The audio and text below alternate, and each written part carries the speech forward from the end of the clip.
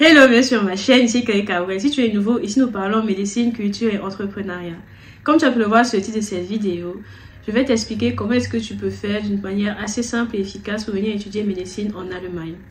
En effet, j'ai déjà filmé une vidéo du genre il y a quelques temps de cela, mais malheureusement, je trouve que cette vidéo n'était pas assez complète et n'était pas au maximum de personnes. Pour ceux qui ne savent pas, étudier actuellement médecine en deuxième année en Allemagne, et à travers cette vidéo, j'espère t'aider à trouver ta voie. J'espère donc que cette vidéo va te plaire, n'hésite pas à liker, partager et à t'abonner sur plus de contenu du genre et on y va.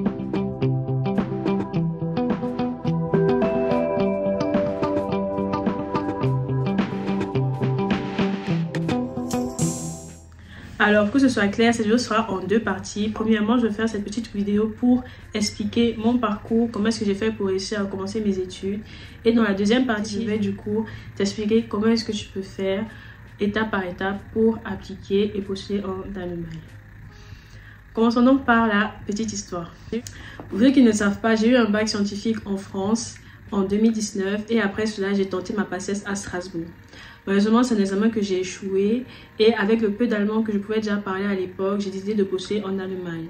Cependant, je ne savais pas comment est-ce que le système fonctionnait et je me suis retrouvée face à énormément de difficultés. Comme dit, à la fin de ma première PACES, je ne voulais plus faire médecine, mais par chance, grâce à la note que j'ai eue au bac, j'ai eu la chance de recevoir donc une place dans une université en Allemagne. La seule condition requise était donc d'apprendre l'allemand. Il faut savoir qu'en Allemagne, pour commencer ses études, il faut avoir un niveau C1, c'est-à-dire un niveau plus ou moins courant. Donc, il faut vraiment maîtriser la langue et il est très essentiel de maîtriser l'allemand avant de commencer ses études. Pour moi, c'était vraiment assez compliqué de faire tout cela car j'étais très pressée, très naïve et je n'ai pas suivi, on va dire, la route la plus simple. Donc, quand j'ai reçu ma place, je suis arrivée dans l'université en question. J'étais censée commencer mes cours de langue dans cette université-là, passer le DSA qui est l'examen normal proposé par toutes les universités allemandes. Mais, concours de circonstances, les cours n'ont pas pu être dispensés à cause du Covid et j'ai donc dû aller m'inscrire dans une école privée. Les écoles privées proposent des examens donc d'État, d'ordre privé, comme le TELC, le test DAF et autres. Mais ce sont des examens assez délicats qui sont très difficiles à réussir, que je ne conseille donc pas à tout le monde. Par exemple, moi, j'ai échoué cet examen 7 fois avant de le réussir. Comme dit, j'ai galéré avant de réussir cet examen-là, mais lorsque j'ai réussi à avoir cet examen-là, j'ai donc postulé sur Hochschulstadt et lorsque j'ai reçu une place d'admission dans l'université allemande, j'ai pu facilement m'inscrire et commencer mes études. Pour moi, on va dire que c'était un peu simple, c'était pas trop compliqué et je vais pas m'attarder sur les détails qui ne servent pas à grand chose car ce qui est vraiment important dans cette vidéo, c'est de savoir comment est-ce que toi tu peux faire pour venir étudier médecine en Allemagne et quels sont les pièges que tu peux éviter afin que ton parcours et ton aventure soient la plus agréable possible. Bref, je résume donc une dernière fois mon petit parcours qui a été après une PACES échouée mais avec un bac on va dire reconnu. J'ai réussi à commencer mes études sans grande difficulté car ma difficulté principale était d'avoir mon diplôme de langue. Ça m'a pris 1 an, mais dès que j'ai commencé mes études, le plus important était que j'avais du coup reçu ma place et que j'ai eu l'opportunité de commencer. J'ai beaucoup dit commencer, mais c'est pas grave, passons aux choses sérieuses maintenant.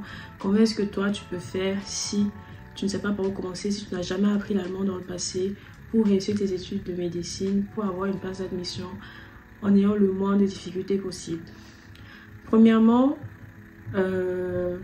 si tu veux venir étudier médecine en Allemagne, sache que ça ne sera pas du tout facile et que tu vas devoir faire énormément de sacrifices et que l'allemand est une langue très compliquée et que tout quitter pour l'Allemagne n'est vraiment pas une bonne idée. L'Allemagne est seulement pour quelqu'un qui quitte la France, on va dire un plan C, car il y a un autre pays comme la Roumanie par exemple qui propose une alternative assez abordable, juste que voilà, les études sont payantes là-bas et que tout le monde n'aura pas forcément, on va dire, l'opportunité de s'offrir un tel niveau de pension scolaire, c'est-à-dire entre 10 000 € par an.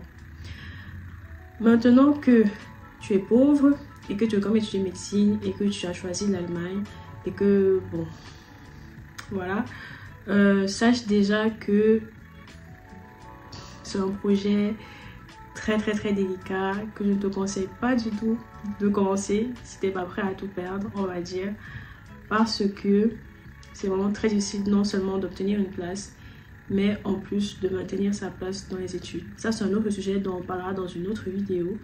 Mais actuellement, ce qui est important, c'est qu'il faut vraiment que tu saches à quel point c'est quelque chose de pas évident, mais que si tu as la volonté, que tu as la foi, tu vas forcément y arriver sans souci. Premièrement, je vais présenter le profil idéal de quelqu'un qui, membre de l'Union européenne, aimerait aller étudier médecine en Allemagne. Il faut avoir l'équivalence d'un 1,0 en Allemagne, c'est-à-dire en France une mention très bien, pour être sûr, entre guillemets, d'avoir une place dans une université de médecine. Il est clair et net que c'est quelque chose de pas évident, mais que si quelqu'un a déjà ce projet en tête dès le début de ses années lycée, je pense qu'il pourra facilement se préparer afin qu'il ait un bac équivalent à 1,0 justement, et du coup son seul souci sera d'apprendre la langue. Donc, comme dit, ça c'est vraiment l'élève parfait, un élève qui a 1,0 car il pourra aller en Allemagne sans souci, vu que son cerveau sera très prisé et que je pense qu'il n'aura pas vraiment de difficulté à apprendre la langue. Le dossier un peu moyen, c'est-à-dire celui qui a eu une mention bien ou autre, ça sera assez délicat, mais rien n'est perdu. Ce que je propose du coup, et que je vais détailler dans un autre temps, c'est de postuler avant de quitter le pays. Voici donc un peu les deux cas de figure qui se présentent, car comme dit, ce n'est vraiment pas évident de tout laisser et je ne sais pas, d'arrêter peut-être une licence qu'on a déjà commencé pour aller se lancer à l'étranger à bras ouverts et ne pas justement connaître les difficultés du pays dans lequel on va se retrouver. Donc maintenant que tu as déjà eu ton bac ou que tu prépares ton bac, bref, si c'est que tu as déjà un très bon bac, sache que ton dossier, la plupart de ton dossier est déjà rempli. La deuxième option que tu as maintenant, ça sera d'aller passer le TMS, qui est le test au Medicine Research Studio. En gros, c'est un test de QI qui sera, entre guillemets, ta porte d'entrée si tu n'as pas forcément un bac excellent. Car lors d'une bonne préparation de ce test-là, tu auras l'opportunité d'améliorer ta note du bac. Et justement, il y a même certaines universités qui considèrent plus la note de ce test-là que la note de ton bac en question.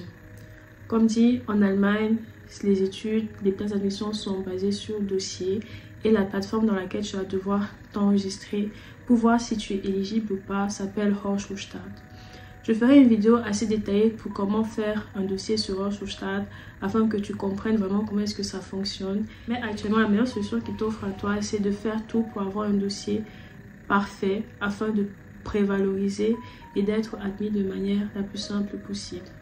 Ça, ce sont les choses qui sont maintenant entre tes mains avant de te lancer. Et si tu estimes qu'au jour d'aujourd'hui, ton dossier est assez compétent et assez éligible, la deuxième étape sera de trouver une bonne école de langue qui va te préparer au mieux afin que tu aies un DSAT2, un DSAT3, c'est-à-dire un niveau C1, qui va donc te permettre de commencer tes études sans difficulté. Tout cela est assez brouillon, mais c'est un peu les étapes à suivre dans un premier temps.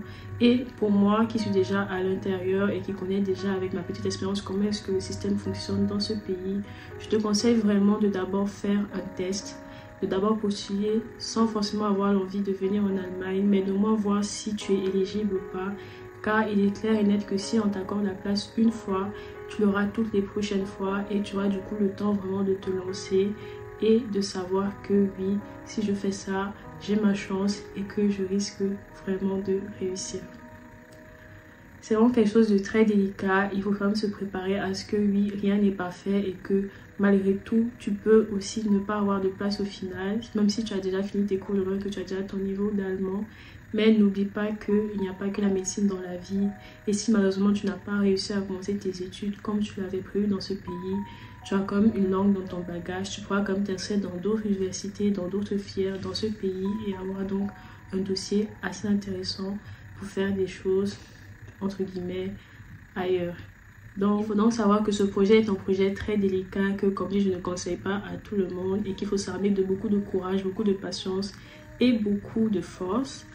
Mais à la fin ce qui compte c'est que tout n'est pas perdu et donc si tu n'as pas forcément l'opportunité de commencer tes études directement, n'oublie pas que tu as toujours la possibilité de te réorienter et d'aller de l'avant. J'espère donc que cette vidéo t'a plu. N'hésite pas à liker, partager, à t'abonner si tu veux plus de contenu du genre et aussi me contacter si tu as d'autres questions. J'espère que j'ai été la plus claire et concise possible. Comme dit, il y aura d'autres vidéos sur le thème. Et voilà quoi. Passe une bonne journée. Bye bye. Ne coupe pas. Bonsoir, vous êtes désolé de découvrir avec nous. Ah, je stresse. 3, 2, 1, 3, 2.